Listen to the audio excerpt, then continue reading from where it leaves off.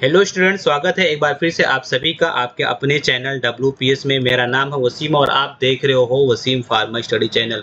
जैसा कि हेडिंग से ही आपको स्क्रीन पे दिख रहा है कि एग्जिट एग्जाम प्रिपरेशन, इसके बारे में हेडिंग दिया गया है, तो ज़रूर ये कहीं न कहीं आपके एग्ज़िट एग्ज़ाम से रिलेटेड है। मतलब इसमें आज से मैं ये स्टार्ट करने जा रहा हूँ कि इसमें सारे एमसीक्यूज़ आपको भी एमसीक्यूज़ के पेपर सॉल्व कराऊँगा और उसमें जो भी डाउट्स रहेंगे वो क्लियर कराऊँगा। इससे जब आपके एग्ज़िट एग्ज़ाम होंगे तो वो आपके लिए बहुत ही ज़्यादा फ़ायदेमंद होगा, ठीक है ना? तो पहला सब्जेक्ट जो मैंने चूज़ किया है वो है फार्मास्यूटिकल केमिस्ट्री और इसमें मैं अभी सबसे पहले चैप्टर वाइज़ जाऊँगा। जब सारे चैप्टर कंप्लीट हो जाएँगे उसके बाद में मैं कंबाइन मतलब कई चैप्टर का मिला करके फिर एमसीक्यूज भी दूंगा। तो सबसे पहले चैप्टर 1 जो हमारा है उसके बारे में यहाँ पे दिया गया है। सबसे पहला यहाँ पे क्वेश्चन जो दिया गया है कि इम्प्योरिटीज इन फार्मास्यूटिकल प्रिपरेशन में be due to the following sources. कौन कौन से ऐसे सोर्सेज हैं जिसकी वजह से इम्प्योरिटीज होती है, ठीक है ना? जैसे कि आपने कोई प्रोडक्ट बनाया तो उस प्रोडक्ट में इम्प्योरिटीज कहाँ कहाँ से आ सकते थे उसके बारे में यहाँ पे दिया गया है। तो यहाँ पे रॉ मटेरियल, आप कहीं से रॉ मटेरियल ला रहे हो तो वो भी, ये पहला ऑप्शन तो सही लग रहा है। मैन्युफैक्चरिंग प्रोसेस, अगर आप मैन्युफैक्चरिंग कर रहे हो वहां पे भी कोई गलती हो सकती है तो उसकी वजह से भी इम्प्योरिटीज हो जाती है, सेकेंड ऑप्शन भी सही है। केमिकल इनस्टेबिलिटी, अगर केमिकल ही स्टेबल नहीं है, केमिकल में प्रॉब्लम है तो इसकी वजह से भी हो सकता है। तो यहाँ पे जो ऑप्शन होगा वो ऑल ऑफ द एबव हो जाएगा। यहाँ पे डी वाला ऑप्शन बिल्कुल राइट होने वाला है, ठीक है ना? इसके अलावा और भी आपको बताया था मैंने, जब मैं ये सब्जेक्ट पढ़ा रहा था, ये टॉपिक पढ़ा रहा था, तो स्टोरेज कंडीशन भी बताया था, स्टोरेज आप कहाँ पे स्टोर करते हो। इसके अलावा आपको डिकम्पोजिशन बताया था कि अगर हम एनवायरनमेंट में ऐसे ओपन रख देंगे तो सनलाइट के कांटेक्ट में आने की वजह से डिकम्पोज हो जाता है। ये सारी चीजें आपको बताया था। अब यहाँ पे सेकंड क्वेश्चन है हमारा, limit test for arsenic is based on which test. तो लिमिट टेस्ट फॉर आर्सेनिक, जैसे कि आपको आर्सेनिक मैं बहुत अच्छे से समझा के रखा हूँ। आर्सेनिक के केस में एक कंटेनर होता है और कंटेनर में यहाँ पे एक ग्लास की ट्यूब रहती है। ग्लास के ट्यूब में यहाँ पे फिर क्या होता है, रबर बैंग रहता है यहाँ पे ऊपर की ओर। तो ये पूरा मतलब इस पूरे अपैरेटस को आप क्या बोलते हो, गटजेट अपैरेटस बोलते हो, ठीक है ना? गटजेट अपैरेटस। तो यहाँ पे ऑप्शन, पहला ही ऑप्शन यहाँ पे ये राइट हो जाएगा, गटजेट अपैरेटस या गटजेट टेस्ट। ये बिल्कुल राइट आंसर है। बाकी के ये तीनों राइट आंसर नहीं है। बेनेडिक्ट टेस्ट, फेलिंग टेस्ट और नन ऑफ दिस, ये नहीं, तीन नहीं है, ठीक है? पहला ऑप्शन ही राइट है। आगे बढ़ते हैं और यहाँ पे थर्ड है, limit test for iron. Purple colour is due to the formation of, iron में पर्पल कलर बनता है, ठीक है ना? अगर आपने आयरन का लिमिट टेस्ट पढ़ा होगा तो उसमें आपको पता चला होगा, वहाँ पे लिखाया जाता है, पढ़ाया जाता है, समझाया जाता है और प्रैक्टिकल भी हुआ होगा तो आपके यहाँ तो बताया गया होगा, वहाँ पे पर्पल कलर आता है, ठीक है ना, लास्ट में।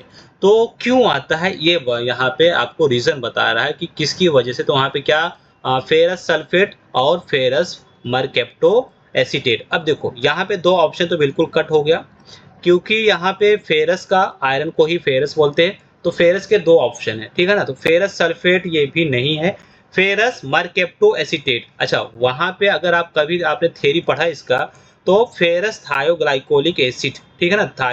यहाँ पे आपने क्या पढ़ा था, क्या बनता है, थायोग्लाइकोलिक एसिड, फेरस थायोग्लाइकोलिक एसिड। ये आपने पढ़ा होगा, फेरस थायोग्लाइकोलिक एसिड।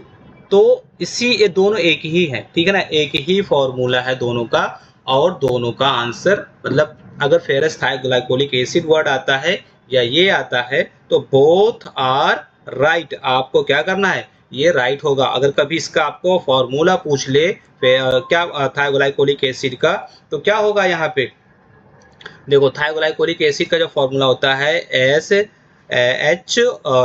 एस, उसके बाद में CH2 और COOH, ठीक है ना, थायोग्लाइकोलिक एसिड। तो यहाँ पे ये ऑप्शन सही हो जाएगा। उसके बाद में आगे बढ़ते हैं हम लोग और क्वेश्चन नंबर हमारा 4 है, limit test of iron is based upon the reaction. यहाँ पे फेरिक का किसके साथ में होता है, ठीक है ना? यहाँ पे विथ दो बार हो गया है, तो यहाँ पे क्या होता है, फेरिक का किसके बाद होता है और क्या यहाँ पे बना लेता है, इसके बारे में यहाँ पे क्वेश्चन नंबर 4 है। तो जैसे कि पहले ही बात किया मैंने, यहाँ पे क्या होता है, देखो ये क्वेश्चन नंबर ये थर्ड से ही मैच है कि आयरन किसके साथ में मिलकर बनता है, थायोग्लाइकोलिक एसिड के साथ में, और क्या बना लेता है, फेरस थायोग्लाइकोलेट या फेरस मरकेप्टो एसीटेट बना लेता है, ठीक है ना? तो ये इसका ये सही आंसर क्या होगा यहाँ पे थायोग्लाइकोलिक एसिड। बाकी ये ऐसे यहाँ पे देखो आप कंफ्यूज हो सकते हो, ये थायोग्लाइकोनेट लिखा हुआ है तो ये बिल्कुल नहीं है, ठीक है ना। ये पहला वाला ऑप्शन यहाँ पे राइट होने वाला है, ठीक है ना। ये आपको समझ में आया। आगे बढ़ते हैं और हमारा क्वेश्चन नंबर 5 है। क्या दिया हुआ है? Limit test for lead is based upon the reaction between. अच्छा, लीड का जो रिएक्शन है उसके बारे में बता रहे हैं कि क्या है इसका, कौन सा ऑप्शन सही जाएगा और क्या क्या इसके अंदर ऐड होते हैं। तो अगर हम बात करेंगे तो लीड जो होता है, लीड में देखो लीड तो रहेगा ही। अब लीड वाले ऑप्शन कितने दिखाई दे रहे हैं? एक ये भी दिखाई दे रहा है, एक ये भी, दो हैं लीड वाले ऑप्शन, ठीक है ना। और एक में डाइथायाजोन है, एक है अमोनिया। तो लीड के अगर उसमें हम देखेंगे केमिकल पूरा अगर स्टेप बाय स्टेप, तो ये दोनों कहीं ना कहीं दोनों पार्टिसिपेट होते हैं। लीड का जो लिमिट टेस्ट होता है इसमें ये दोनों पार्टिसिपेट करते हैं, इसीलिए यहाँ पे जो ऑप्शन होगा वो ऑप्शन होगा सी, ठीक है ना। अगर आप इसमें देखोगे तो ये सी होता है। अमोनिया का क्या रोल है? देखो अमोनिया का रोल ये होता है कि ये क्या करता है, पीएच को एडजस्ट करके रखता है, ठीक है ना। और डाइथायाजोन भी इसमें यूज होता है, ठीक है ना। तो इस तरीके से यहाँ पे ऑप्शन सी को आप टिक करके आएंगे। उसके बाद में क्वेश्चन नंबर 6 है जो हमारा, in limit test for iron, बहुत आयरन और आर्सेनिक, यही दो से क्वेश्चन ज़्यादा बनता है कॉम्पिटिटिव एग्जाम में। Ferrous thioglycolate has a pink stable reddish purple colour in which medium. अच्छा, यहाँ पे मीडियम आपको पूछ रहा है, तो मैं आपको बताते चलूँ कि यहाँ पे जो हम लोगों ने पढ़े थे वो एल्कलाइन मीडियम था, एल्कलाइन मीडियम था। तो ये ऑप्शन यहाँ पे क्या होगा, सी वाला, यहाँ पे बी वाला ऑप्शन सी होगा। इसमें क्या होता था आपको कुछ याद होगा अगर, तो आयरन जो था, आयरन और आयरन किसके साथ में, थायोग्लाइकोलिक एसिड। अब यहाँ पे मैं THA लिख देता हूँ, थायोग्लाइकोलिक एसिड। इसके क्या होता था, आयरन यहाँ से क्या होता था, आयरन +3 फॉर्म होता था, याद है कुछ? आयरन +3 से क्या होता था, आयरन +2 में कन्वर्ट होता था, ठीक है ना, +2 में कन्वर्ट होता था।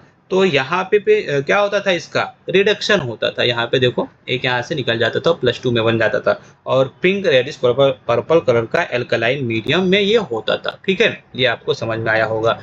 उसके बाद में तो ऑप्शन क्या होगा, यहाँ पे बी हो गया। और नेक्स्ट है, in limit test for arsenic is converted into arsenious acid या आर्सिन। क्या है भाई जो कन्वर्ट होता है? देखो तो यहाँ पे पहला ऑप्शन आर्सिन, आपको अगर आपको रिएक्शन याद हो तो उसमें क्या होता था, कुछ याद आ रहा है?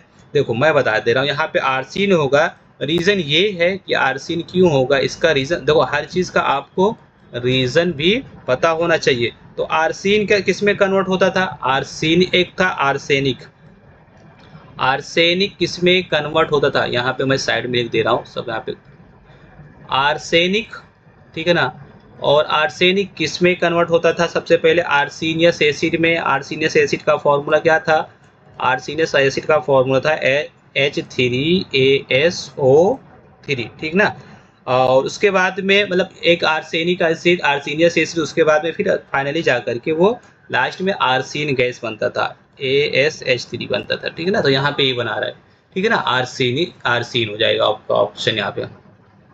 उसके बाद में क्वेश्चन नंबर यहाँ पे 8 आते हैं, chief source of lead impurities. तो लीड के केस में क्या है चीफ सोर्स इम्प्योरिटीज का, तो इस केस में आपका ये ऑप्शन होगा सी, ठीक है ना। यहाँ पे ऑप्शन होगा, क्या होगा, सल्फ्यूरिक एसिड भी होता है और लीड लाइन एपेटस ये भी होता है। तो ऑप्शन इस तरीके से यहाँ पे बनेगा, सी ऑप्शन सही हो जाता है, ठीक है ना।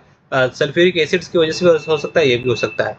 और क्वेश्चन नंबर 9 की बात करेंगे, arsine gas is carried and comes in contact with in produce है येलो। अब देखो किसके कांटेक्ट में आता है आपको पता होगा ना, तो पिछला जैसे कि ये एपेटस बताया था हमने, यहाँ पे क्या होता है, मर्क्यूरिक क्लोराइड का पेपर होता है बीच में, आपको पढ़ाया भी गया होगा फर्स्ट ईयर में।